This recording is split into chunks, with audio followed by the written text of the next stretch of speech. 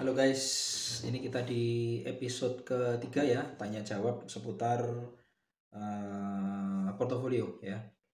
Buat kalian yang belum nyimak pertanyaan sebelumnya, kalian nanti bisa silahkan disimak di episode sebelumnya, ada episode 1 dan episode 2. Episode satunya itu live, episode 2-nya nggak live. Nanti silahkan kalian, saya share di sini, nanti silahkan kalian lihat sendiri. Pertanyaan ini sebenarnya dari grup, barangkali kalian belum gabung grup ya, nanti silahkan kalian cek di kolom komentar, di deskripsi ya, nanti akan saya kasih linknya biar kalian nanti bisa tanya jawab di situ ya.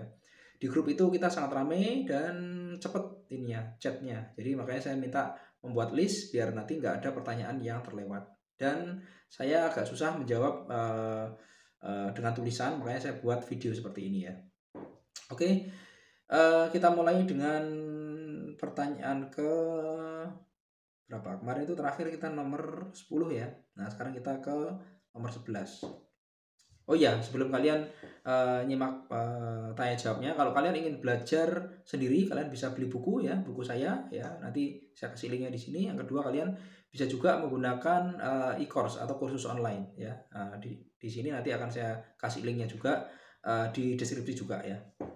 Oke, nomor 11, Porto dinilai dari segi apa aja? Soalnya banyak Porto yang saya lihat sangat bagus tapi gak lolos. Ini juga sebenarnya sudah saya bahas ya. Biar lebih lengkap nanti silahkan kalian cek di link ini ya.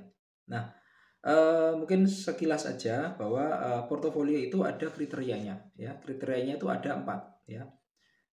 Biar mudah saya singkat dengan IKET ya. Intelektual, kreativitas, E-nya estetika, dan T-nya teknik ya. Nah, nanti kalian juga bisa lihat di video bongkar soal. Nah, di bongkar soal itu udah saya jawab, saya jelaskan tentang kriterianya apa gitu ya. Nah, bagaimana teknis masing-masing nanti juga akan saya bahas lebih detail lagi masing-masing kriteria itu di video-video selanjutnya. Nanti simak aja ya. Itu jawaban singkatnya. Lalu kita nomor 13. Kalau di Gamsus yang harus ada dan diperhatikan adalah unsur 5W plus 1H. Kalau di Karbeb apa yang harus ada dan diperhatikan agar karya kita lolos di kriteria penilaian ya. Karya bebas itu tujuannya untuk mengetahui minat peserta gitu ya. Jadi kalau karya gambar suasana atau gambar naratif itu menilai kreativitasnya ya, tekniknya tadi ya, ikat tadi ya saya jelaskan tadi. Sementara untuk menilai minatnya itu ada di gambar bebas atau karya bebas gitu. Nah, apa yang dinilai itu adalah kesesuaian dengan jurusan yang dituju. Misalnya mau kuliah jurusan desain produk ya, maka karya kalian juga harus berhubungan dengan desain produk ya. Nanti akan saya jelaskan karya desain produk seperti apa di video selanjutnya. Sekarang saya akan fokus di pertanyaan dulu ya, karena ini urgent kayaknya, tanyanya sudah dari kemarin-kemarin, tapi saya ini lagi listnya nambah terus, lalu saya pending, baru sekarang saya buat kontennya gitu ya. Misalnya mau jurusan seni murni, berarti seni murni ada lukis, patung ya, grafis ya, apalagi lukis, grafis, patung, atau karya kontemporer ya, atau karya new media art misalnya seperti itu ya, atau karya kriya misalnya kriya keramik ya, kalian pernah bikin keramik atau desain keramik. Karya tekstil misalnya kalian pernah membuat desain batik misalnya, atau desain tenun gitu ya.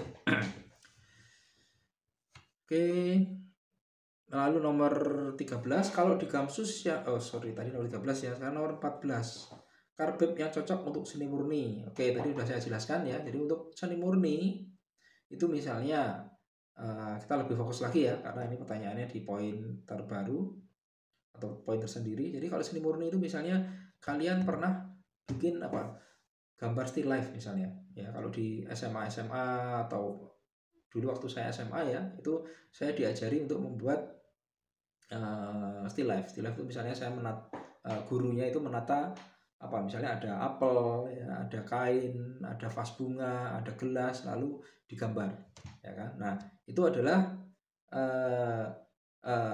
lalu kita gambar, lalu kalian gambarnya bisa berwarna ya, bisa pakai cat air atau bisa pakai pensil warna atau pakai pensil atau charcoal ya. Lalu kalian foto itu, terus kalau kalian kumpulkan itu sebagai bisa kalian kumpulkan sebagai gambar suasana, atau dikumpulkan sebagai gambar karya bebas untuk karya untuk seni murni gitu ya. Terus juga misalnya kalian pernah membuat apa, misalnya dekorasi gitu ya, karena saya pernah juga lihat waktu saya menilai itu ada juga yang karyanya itu mural ya. Jadi ada dia mural di kampung entah acara 17-an atau apa, dia membuat mural yang bagus sekali gitu ya. Nah itu, tapi sayangnya dia bikin portofolio itu untuk dimasukkan ke DKV sehingga nggak sesuai gitu. Tapi di pendapat kami sebagai juri waktu itu atau penilai waktu itu, kita melihat oh ini harusnya cocok tapi untuk karya seni murni harusnya gitu. Lalu bisa juga karya digital ya, karena sekarang seni murni tidak hanya melukis manual gitu ya, tapi juga ada yang digital gitu. Nah, kalian juga bisa membuat misalnya vektor ya, ada WPAP gitu ya, ada line art gitu ya, atau juga kemarin juga di grup juga sempat dibahas semi realis gitu ya. Nah itu bisa juga kalian masukkan. Terus seni murni apalagi ya, grafis ya. Grafis itu misalnya jadi grafis itu macam-macam ya, misalnya sablon ya, karya kalau misalnya kalian membuat kaos itu di sablon, itu namanya seni grafis ya. Ada juga yang grafis cukil kayu misalnya, kalau kalian dari SMK seni murni misalnya, SMK seni rupa ya, atau kalau dulu itu SMSR, bisa juga kalian masukkan karya itu ya. Lalu patung misalnya, nah patung kan juga macam-macam, misalnya juga ada yang patung kecil, misalnya kalian membuat apa souvenir gitu ya, kan ada juga patung. Kalau kita ke Bali ada patung Garuda ya, patung Rangde ya, apalagi itu Barong misalnya, itu kan juga bagian dari patung kan ya, itu bisa juga kalian kumpulkan sebagai karya bebas. Lalu patung yang besar juga misalnya ya, karena saya juga pernah dapat kerjaan bikin patung itu misalnya untuk karnaval ya. Dulu waktu saya masih SMA, saya juga sering ikut apa namanya, bantuin karnaval di sekolah misalnya. Nggak, masih SMP, SMA, SD pun juga itu membuat patung, misalnya patung apa gitu ya, untuk apa, misalnya kalau di Bali misalnya ada ogoh-ogoh gitu. Nah itu juga bisa masuk ke karya seni murni.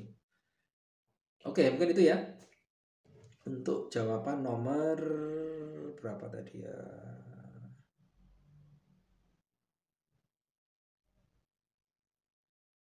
Sebentar, saya kok kayaknya loncat ya. Tadi nomor 14, sekarang kita nomor 15. Untuk mengisi nama, asal sekolah, NISN dan lain-lain dalam template pernyataan karya orisinal itu lebih baik tulis tangan atau diketik. Nah, coba kalian lihat lagi di ketentuannya. Apakah di ketentuan itu ada tulisannya harus diketik, harus ditulis tangan gitu ya. Nah, kalau tidak ada ketentuan itu, nggak usah bingung. Kalian nggak usah apa namanya, ribut di hal kayak gini ya. Ini sorry ya, ini karena banyak banget pertanyaan kayak gini yang di situ sudah ada tulisannya, tapi masih ditanyakan lagi gitu. Jadi artinya belum dibaca tapi bertanya gitu. Jadi lebih baik kalian baca dulu yang detail. Kalau di situ nggak ada ketentuannya, maka ya nggak perlu kalian ributkan, kalian bingungkan gitu ya.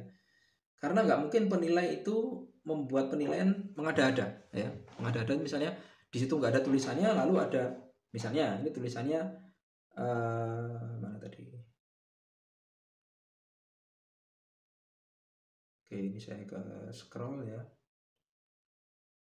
Mengisi nama, asal sekolah, dan ISN itu tidak ada tulisan harus tulis tangan ya. Lalu ketika penilaian ada orang yang ditulisnya pakai ketik, lalu jurinya langsung mengurangi nilainya, itu nggak mungkin sekali ya. Nggak mungkin penilai itu gegabah atau seenaknya sendiri menilai sesuai dengan keinginan dia gitu. Karena penilaian ini sifatnya nasional ya, semua sama, jadi dari Sabang sampai Merauke semua universitas menggunakan kriteria yang sama. Jadi kalau misalnya di tulisan situ atau di ketentuan itu nggak ada harus tulis tangan atau harus ketik, ya nggak usah bingung ya. Sama juga pertanyaan yang selalu berulang-ulang tentang stempel sekolah ya. Memang dulu itu pernah ada satu masa ya, porto itu dikumpulkan manual, harus datang ya. Nah, datang ke kampus waktu itu saya juga pernah jadi tim yang ngoreksi itu. Nah, harus datang, harus ada stempelnya seperti itu gitu. Tapi itu udah jadul itu. Setelah itu sudah nggak ada ketentuan itu lagi. Ditambah lagi waktu pandemi itu juga masih ada pertanyaan seperti itu ya. Waktu saya juga sebelumnya ngoreksi, tapi saya belum bikin channel ini gitu ya. Nah, pertanyaan mereka tuh bingung, ini saya nggak bisa nyetempel gara-gara di sekolah lagi pandemi, lagi tutup gitu. Nah, kan nggak mungkin juga penilai lalu mendiskualifikasi ya karya yang nggak ada stempelnya, padahal waktu itu sekolah lagi pandemi, lagi libur. Jadi terakhir ya, pertanyaan-pertanyaan ini rata-rata itu banyak yang belum membaca ketentuan dengan detail. Jadi kalian baca dulu ketentuan yang detail, lalu kalau di situ nggak ada, nggak usah bingung ya. Atau kalau di situ dicantumkan secara jelas harus seperti ini, ikutin itu aja ya, nggak usah mengada-ada. Oke ya, oke, mungkin itu dulu untuk tanya jawab kali ini ya. Nanti kalian simak di episode selanjutnya untuk pertanyaan nomor berapa, 16 dan seterusnya. Oke, jangan lupa like, subscribe, isi komen kalau mau tanya jawab ya. Lalu share ke teman-temannya sebanyak mungkin ya.